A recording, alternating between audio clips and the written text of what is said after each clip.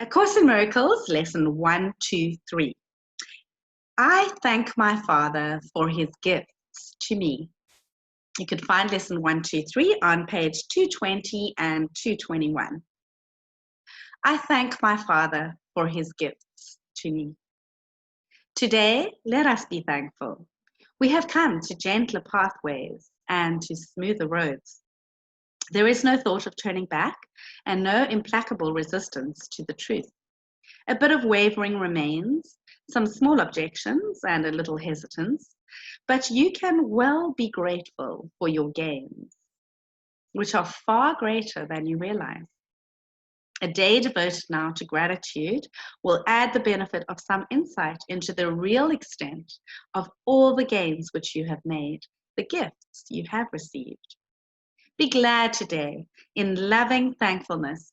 Your Father has not left you to yourself, nor let you wander in the dark alone. Be grateful he has saved you from the self you thought you made to take the place of him and his creation. Give him thanks today. Give thanks that he has not abandoned you and that his love forever will remain shining on you forever without change. Give thanks as well that you are changeless, for the Son he loves is changeless as himself. Be grateful you are saved. Be glad you have a function in salvation to fulfill.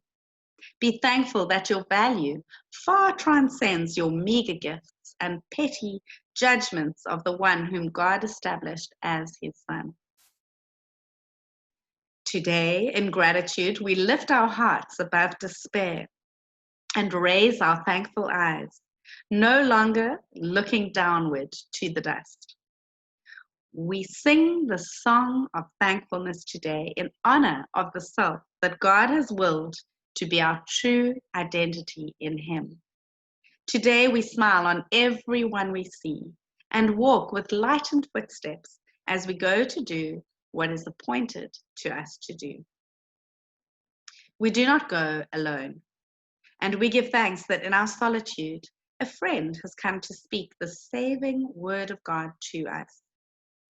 And thanks to you for listening to him. His word is soundless if it not heard. In thanking him, the thanks are yours as well. An unheard message will not save the world, however mighty be the voice that speaks, however loving may the message be. Thanks be to you who heard, for you become the messenger who brings his voice with you and lets its echo round and round the world. Receive the thanks of God today as you give thanks to him.